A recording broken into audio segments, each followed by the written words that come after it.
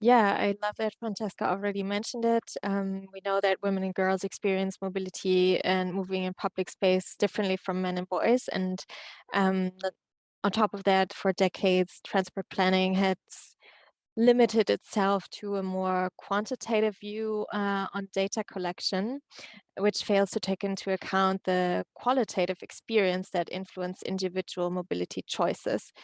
And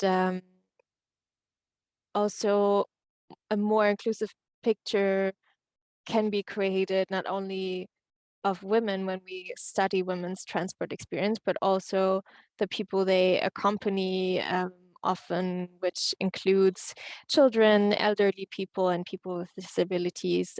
So yeah, we're really aiming for a holistic picture. And what I would like to say lastly on why gender data is so important, it is not only addressing the needs of 50% of our population, but also without this knowledge, it's really hard to build a case for a change. So I'm really excited to share with you some information on the study that was implemented by Where's My Transport and commissioned by TUMI. It's called Decoding Women's Transport Experience, a study of Nairobi, Lagos, and Gauteng. And it was conducted over 5 months with over 500 participants and 3 local research teams. And on the next slide, you can see that we created a dedicated website where you can explore all the methods used, the results, and yeah, it's really a visually appealing and intuitive website to explore. And next slide, please.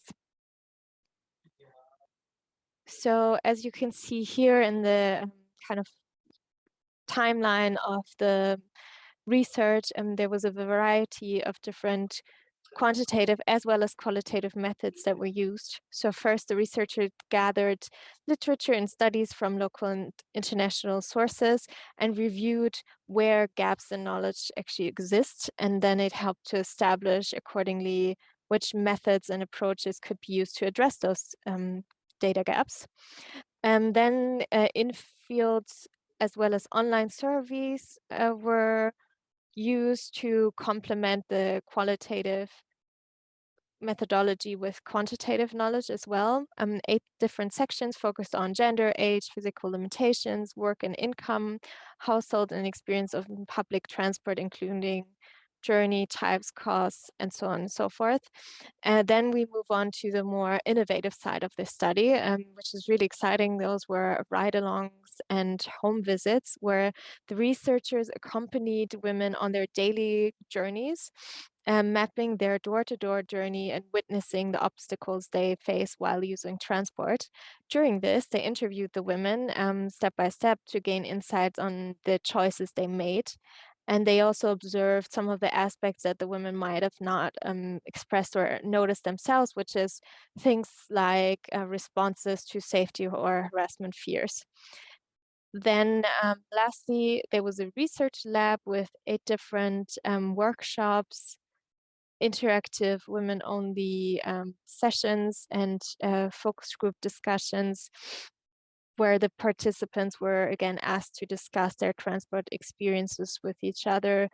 It was facilitated by local researchers, and it was really a safer space that was created for where women could speak openly about the barriers they encountered. Then next, I would like to introduce you to the profiles that were created, because usually in the literature, women are looked at as one single homogeneous group, and there are broad brush strokes that are made and conclusions drawn from this.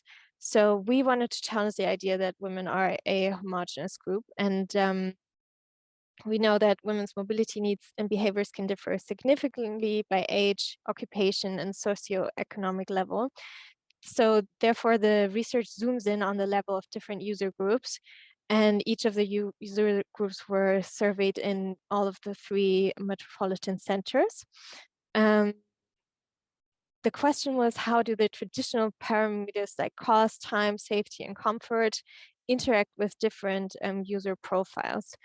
For example, it was found that a working professional has more financial freedom than an informal trader and can thus use Uber or a minibus, while the informal trader was more trapped to use a minibus. And the user groups were students, working professionals, sex workers, stay-at-home mothers, informal traders, and transport experts, so bus drivers in this case.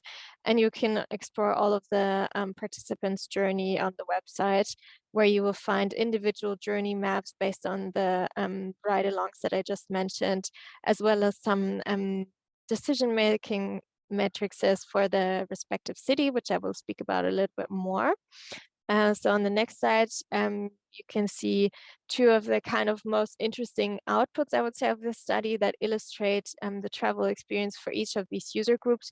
So we created these little figures, so you can click on the profile and see an example of one of the survey participants in journey map. And on an aggregate level of the user group, you can then find the decision-making matrices for each city.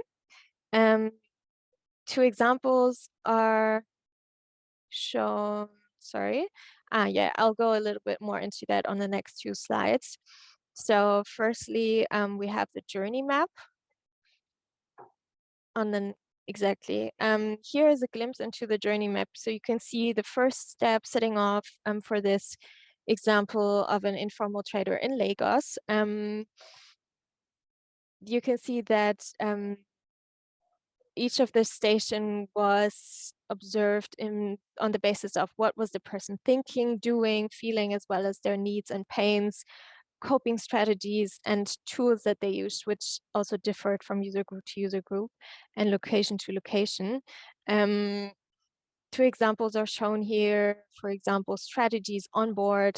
While traveling, I look around. I do not use my phone for entertainment purposes. And upon arrival, she was thinking, I hope that the driver will stop at the designated stop. So these are really the kind of level of detail you can look at with this method. And then the next one that I would like to introduce to you on the next slide was this decision-making matrix, where you can see what was kind of the core consideration for each of the user groups in Gauteng. So cost, time, safety, comfort, and access is a really nice way of visualizing this that was found out through the group discussions. So what were the key findings? The kind of takeaways we have, and there's much more to discover in the study, is that women are, of course, not a single homogeneous groups. It's important to consider that their needs and pain points differ greatly depending on age, occupation, household structure, and income levels. Speaking of income levels, the level of income influences the mode of transportation women choose. So wealthier women were more likely to use ride-hailing services, while lower income women use informal public transport due to being trapped by high costs of alternative public transportation. Age was also an interesting factor, wherein younger women were more likely to speak up about their experience of verbal and sexual harassment along the journey.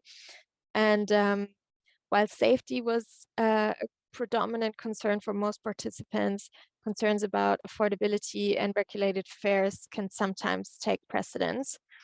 Mm, And then lastly, one solution will not address all challenges. So although some experiences are similar, as in cost and safety are important, there were in different geographical locations, we require context-driven solutions.